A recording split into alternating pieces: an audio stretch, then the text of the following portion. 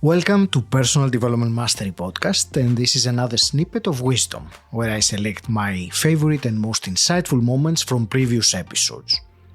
Today's snippet comes from a guest, Evette Rose, who is a trauma release expert. She talks about how we have been conditioned to avoid our emotions and why reconnecting with them is essential for healing and self-awareness.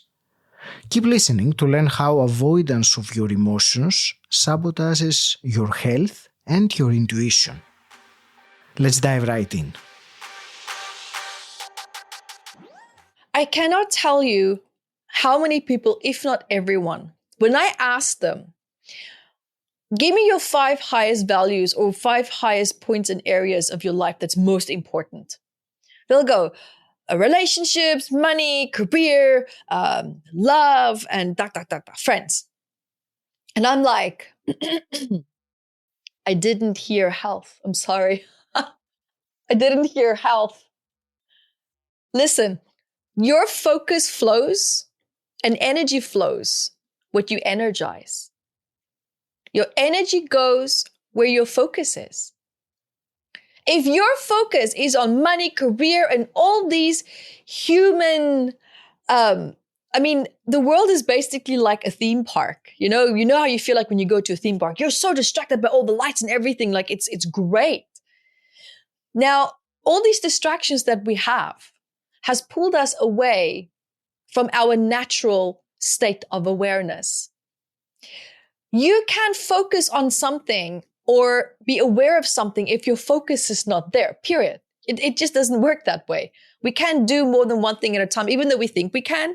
We actually cannot, because the quality would be absolutely terrible of the third or second thing that you're trying to do. You're going to have to go back and redo it, right? So, and the body is the same.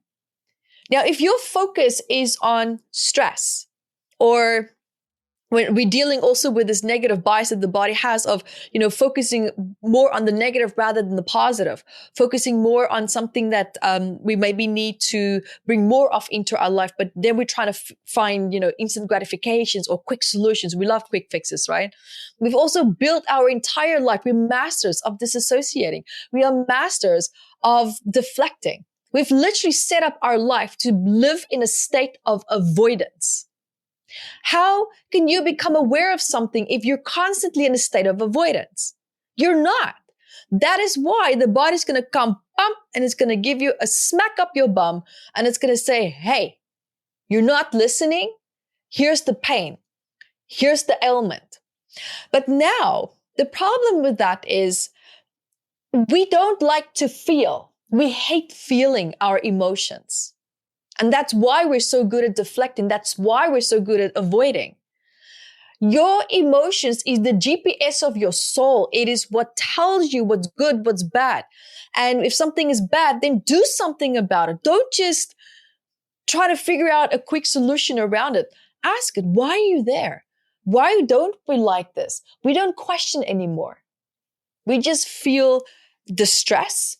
And then we have this knee-jerk reaction to look the other way. What is the easy fix? What is an easy solution? And you know why? Because we're living subconsciously in a state of fear. Because that's how social media have wired us. That's how life and itself has wired us. There's no energy to look at anything other than what is a threat? What do I need to overcome? Who's the biggest competitor? How am I going to survive? We're so stuck in state of survival that we don't even realize it. Even if you have all the money in your bank account, there's always going to be something that you're going to be stressed about. It's a program. So we have to break this program and learn and understand that your emotions is your best friend. If you want to live your best life, learn and understand what are your emotions, how do they feel, even though they sometimes don't feel good. But even if they don't feel good, the only person that can change that is you. Not drugs, not alcohol, not cigarettes, not any substance. Because the state of permanence it's non-existent. You're going to have to keep repeating that and you become the hamster in the wheel. So if you want to start to live a stable and consistent, balanced life, we need to befriend our emotions. They're there for a reason. And the moment we can start to befriend our emotions and not associate it with shame or fear of rejection or thinking, oh, if I feel this, then people are going to think that of me. These emotions is what's going to set you free. It is what's going to optimize your health.